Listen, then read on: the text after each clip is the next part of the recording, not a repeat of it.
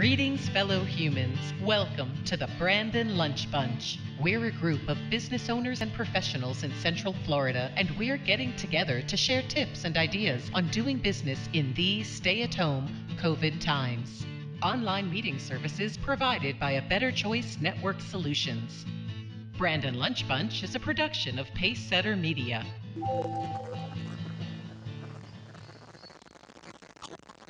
Welcome, everybody, to the May 7th Brandon Lunch Bunch. My name is Dave Lobig. I'm the host for today.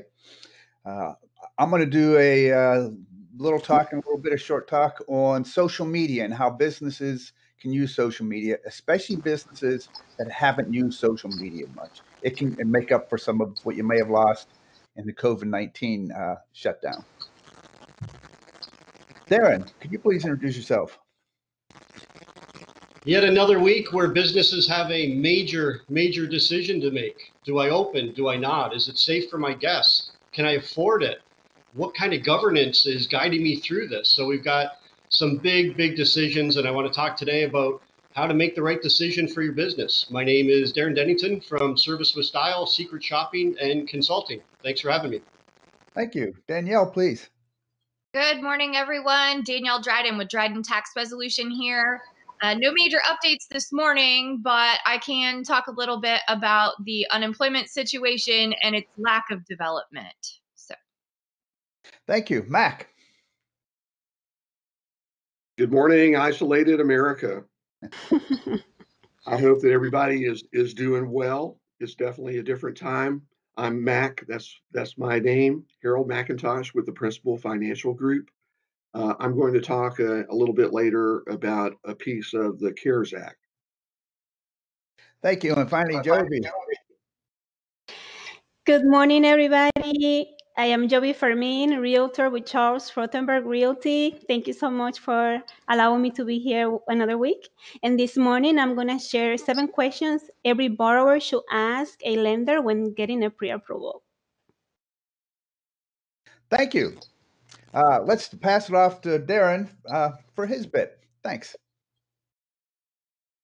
So the businesses right now are receiving some area of guidance from our government on some regulations and some restrictions and some recommendations and a little bit of guidance, but it's not a lot.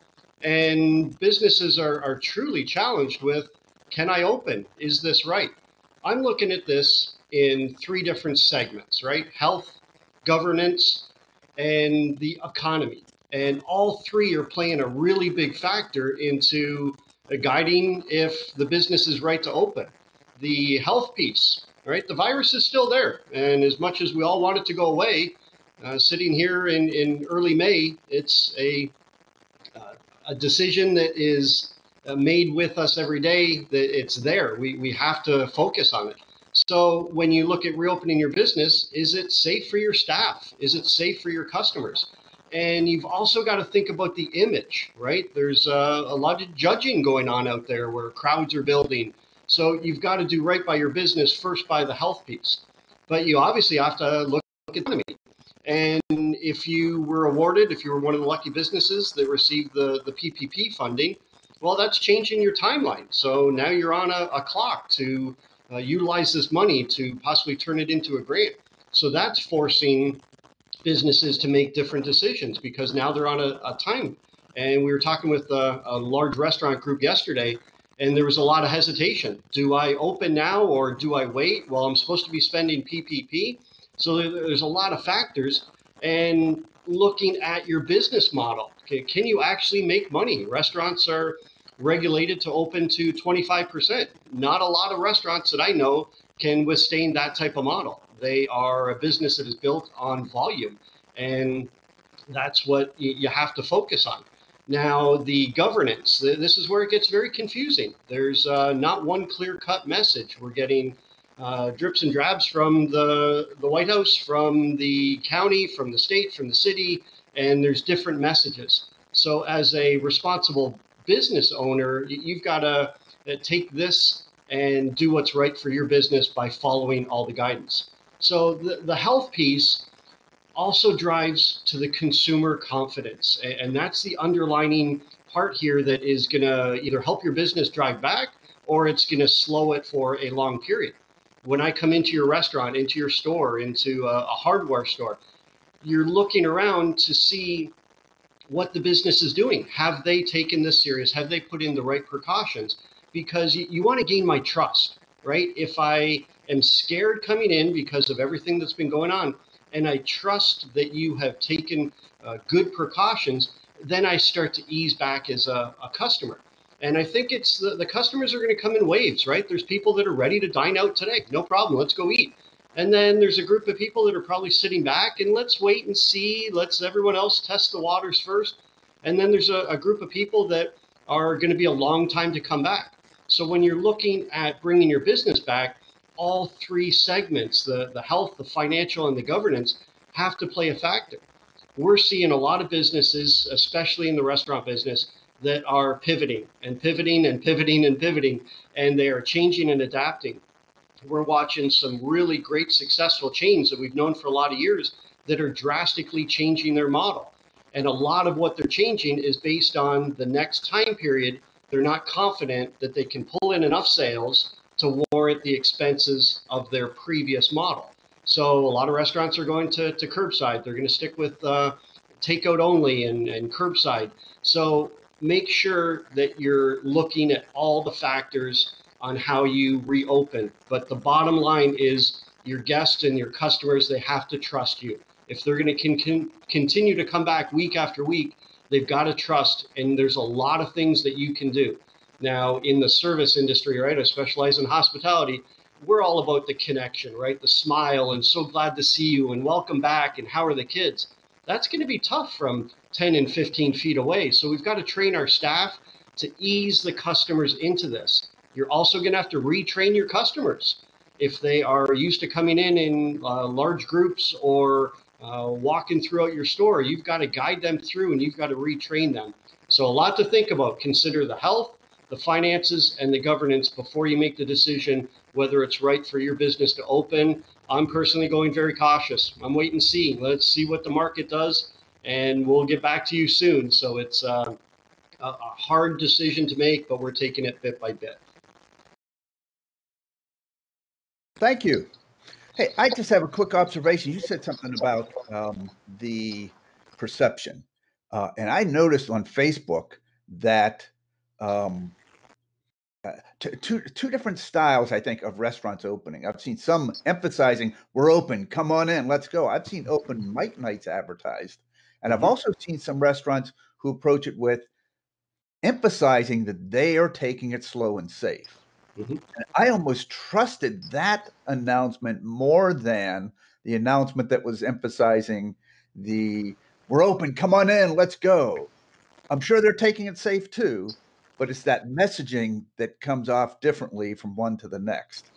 It's the trust factor. Yeah. It's when they see that you're doing these things right, I can trust you. And a big part of what we do is secret shopping. So for 22 years, I've been trying to understand the guest perspective. And what we've always been aware of is when the guest receives a specific type of experience, right? A 90% and above, and the wow factor, and the people were great, the bathrooms were clean, and everything's fantastic. Then if you can share that type of experience with your guests 3 times in a row, that's where the trust comes in. And previously, the trust was based on the financials, right? If I spend $75 at a restaurant, did I receive $75 worth of value? Was this a memorable experience? And if I receive 3 of those in a row, I now trust you. The trust factor, the number one component now, is going to be health and safety. That's going to rise right above the guest connection and the quality of the food and the atmosphere. So the guests have to trust us with the health and safety before anything else will come back.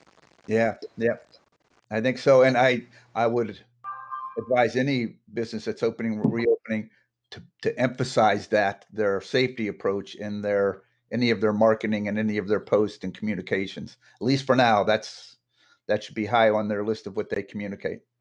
Thank you. Thanks. Now I want to go over something for social media.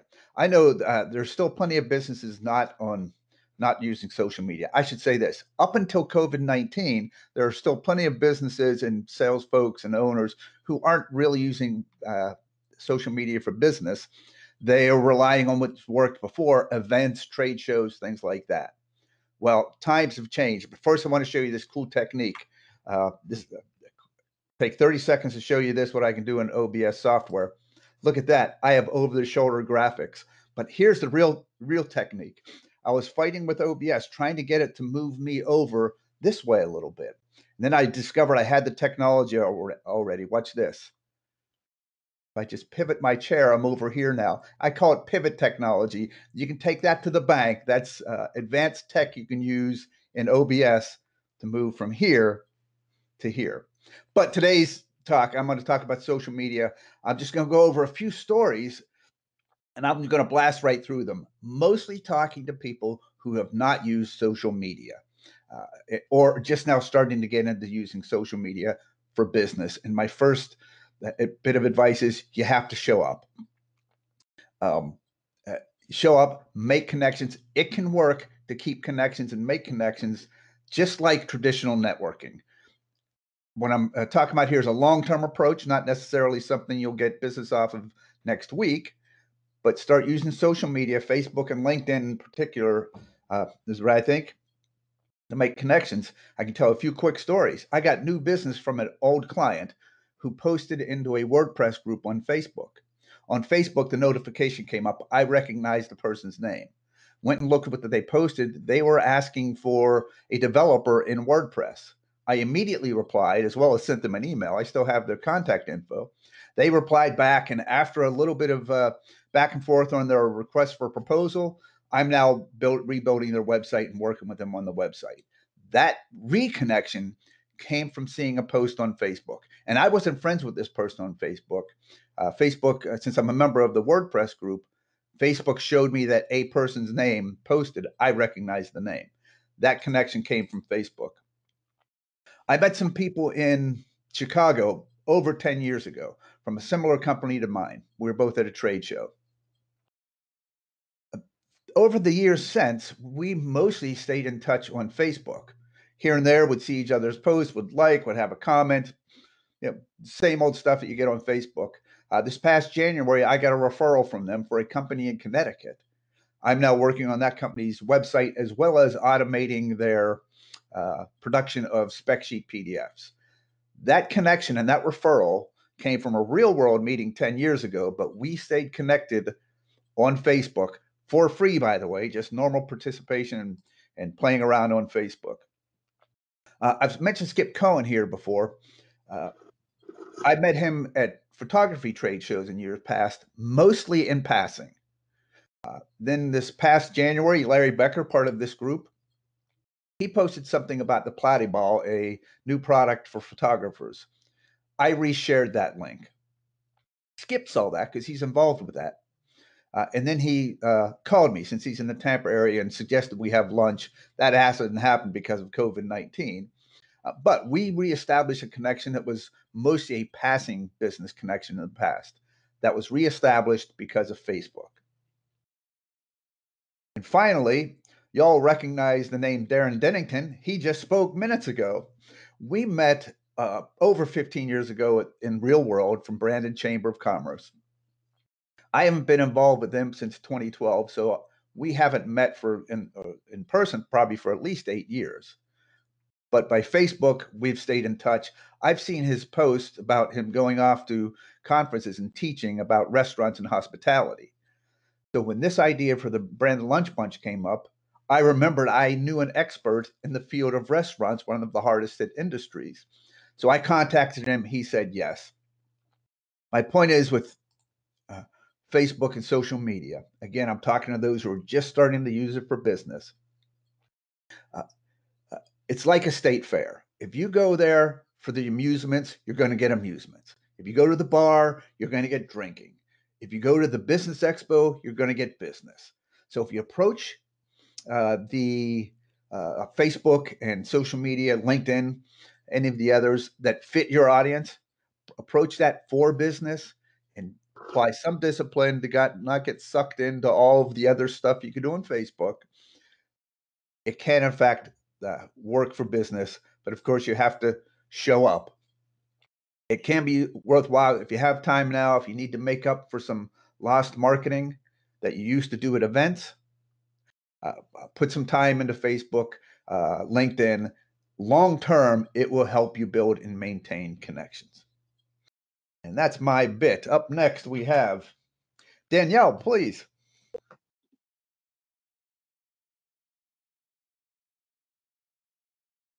Hey everybody, Danielle Dryden with Dryden Tax Resolution here. Like I said, I don't really have a lot of updates today, which I guess is good because that means that there's some consistency happening, which we haven't seen in weeks with all of this COVID-19 stuff going on.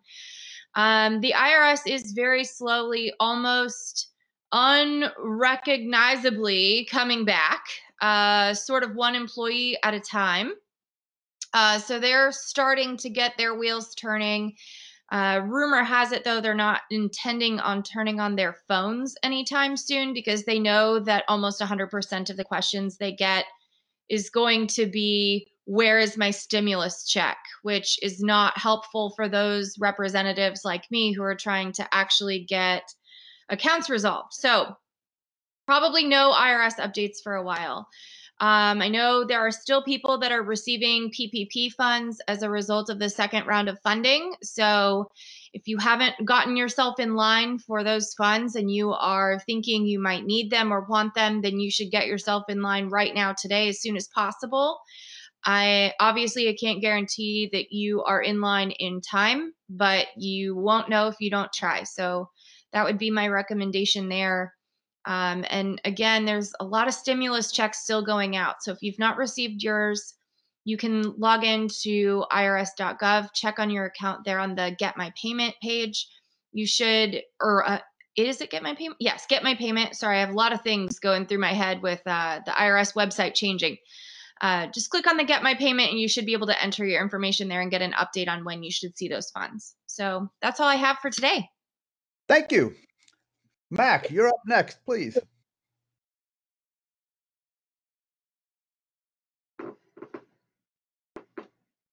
Oh, there I am. Mac is back. Yes.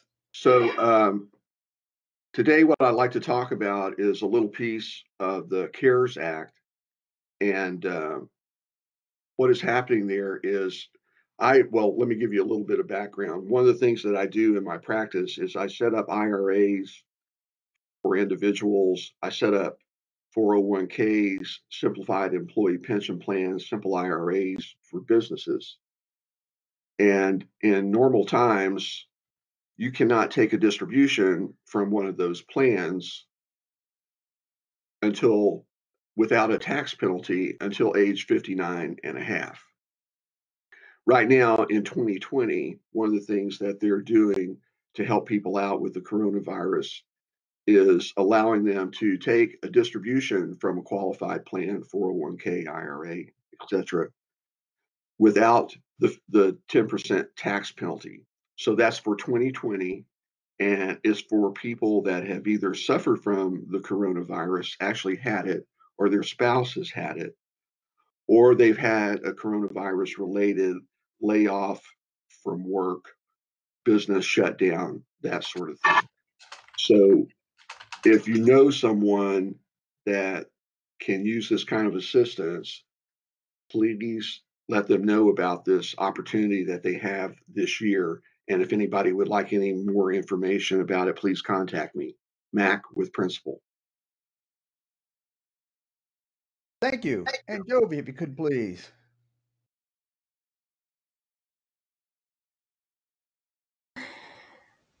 All right, everybody. Good morning again, Joby Furman with Charles Frottenberg Realty. So this morning, I wanted to share 7 questions every borrower should ask a lender during the pre-approval process. As America is back to the new normal, buyers are going to come out to the market, and these are 7 questions you definitely want to ask when getting a mortgage pre-approval. The first and most important question is, what is the maximum purchase price I can qualify for? Next question, what will my monthly mortgage payment be at that price? And does that price include taxes, insurance, homeowners association fees? How much should I be prepared to pay closing costs for this transaction? Can these numbers change for any reason? How do my options change if I put more money down or less money down? If I do not want to spend the maximum of my loan, what purchase price should I stay under to keep my monthly mortgage payment, let's say, under $1,500 a month? Are there any specialty programs that might qualify for? For example, the down payment assistance program offers qualified buyers grants and interest-free loans. And lastly, what are the pros and cons of getting a 30-year fixed mortgage versus an adjustable rate mortgage or ARM? Pre-approval puts you, a buyer, in a better position when you make an offer. Everybody takes you more seriously, and a pre-approval provides evidence to a seller that a trusted financial institution is willing to finance your purchase. And that's my tip for today. Thank you so much. Hey, and I want to thank everybody, all of our panelists, for coming in, delivering your content, and there, it's done. This the tagline of "We're content without the chaos. We're skipping the chatter." I think that is a big plus for us. Thank you so much for coming in, showing up, delivering your content, and letting us move on. And my final tip, as always, as soon as we're done here, get up, do some stretching, keep moving. I've worked at home for 20 years. If you sit at the computer too much, it's good to start building into your day a few times a day at least, where you get up, do some squats or push-ups, any type of activity and exercise you otherwise wouldn't do. So stay healthy. Get up right now as soon as we're done here and get some activity. Let me turn on when our next one is. There it is. Next, Brandon Lunch Bunch is Thursday, May 14th at 11 a.m. For more info, go to pacesettermedia.com. See you then. Thank you so much.